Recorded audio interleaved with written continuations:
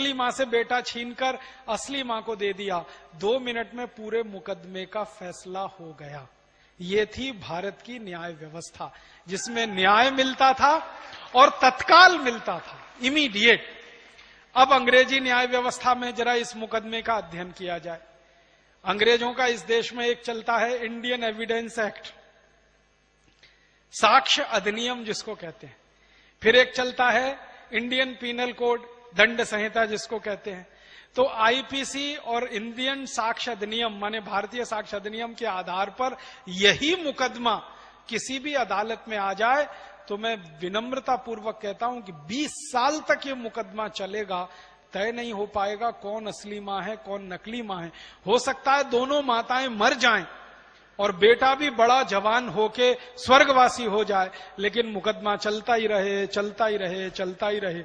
ये है अंग्रेजों की न्याय व्यवस्था। साक्ष्य के साथ में सत्य नहीं जुड़ा हुआ। हाँ, अब इसमें साक्ष्यों के साथ सत्य को जोड़ना चाहते हैं, संशोधन वाली जो बात है।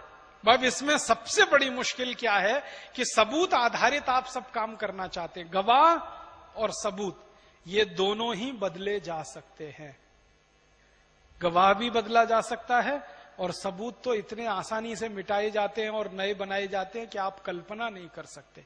इसी कारण से चूंकि गवाह बदल जाते हैं, गवाह पता है कैसे बदलते हैं?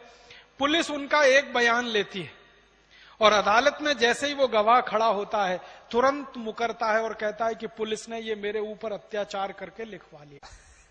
ठीक है, अब जैसे ही ये वो कहेगा तो मुकदमा जो 20 मिनट में फैसला होना चाहिए वो 10 साल तक ऐसे ही लटकता रहेगा, क्योंकि हर गवाह यही कहेगा कि पुलिस ने मेरे से जबरदस्ती लिखवा लिया, मुझे मारा, मुझे पीटा, मेरे ऊपर दबाव डाला, मैं क्या करूं, मैंने मजबूरी में लिख दिया।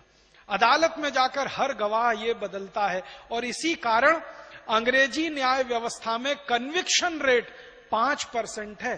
कन्विक्शन रेट समझते हैं? 100 लोगों के ऊपर अगर मुकदमा किया जाए तो सिर्फ 5 को ही सजा होती है, 95 को सजा होती ही नहीं है। वो कभी ना कभी अदालत से बाइज्जत बरी हो जाते हैं। तो 100 मुकदमे अगर सरकार करती है और उसमें 5 को ही सजा होती है और 95 छूटते हैं, इसका माने न्याय के नाम पर इसका माने या तो 95 मुकदमे झूठे, या सरकार झूठी, या पुलिस व्यवस्था झूठी, या न्याय व्यवस्था कमजोर। ये इंडियन एविडेंस एक्ट ने ऐसा सत्यानाश कर रखा है हमारे देश में कि सत्य वहां महत्व का नहीं है, सबूत गवाह वो महत्व का है। कई बार पुलिस ऑफिसर कहते हैं सत्य क्या है हमें मालूम है, लेकिन गवाह नहीं है, क्या करें? सबूत नहीं है, क्या करें? न सजा दिलवा सकते हैं न सजा किसी की करवा सकते। तो समस्या हमारे देश में ये, और न्यायाधीश को सत्य की पहचान करने के लिए बिठाया जाता है। वो न्यायाधीश भी सबूत और गवाह के आधार पर सत्य को खोजता है। आपको मालूम है, न्यायाधीश भी सबूत देखेगा, गवाह देखेगा, तब सत्य की पहचान करेगा। सत्य तो अपने आप में ही पूर्ण होता है, उसको कोई गवाह की जरूरत नहीं होती, उसको कोई सबूत की जरूरत नहीं होती। एक उदाहरण दे दूं आपको, अंग्रेजी न्याय व्यवस्था का कैसा मजाक इस देश में चल रहा है। आपने देखा बंबई में 26 नवंबर को जिन लोगों ने गोलियां चलाई, आतंकवादियों ने पाकिस्तान से आकर और सैकड़ों लोगों को मार डाला, उनमें से एक बचा है। एक बचा है कि नहीं? अब उसके ऊपर नौटंकी चल रही है कि नहीं? हमारे को सत्य मालूम है कि इसने 87 लोगों को मारा या पता नहीं 67 लोगों को मारा। खत्म कर देना चाहिए अब तक उस मुकदमे को, 10 मिनट का काम है। अब उसमें सबूत खोजे जा रहे हैं, गवाह ढूंढे जा रहे हैं, उनको पकड़कर लाया जा रहा उसके सामने पेश किया जा रहा है, और वो मक्कार आतंकवादी मजाक बना रहा है, हंस रहा है, भारतीय न्याय व्यवस्था पर हंस रहा है।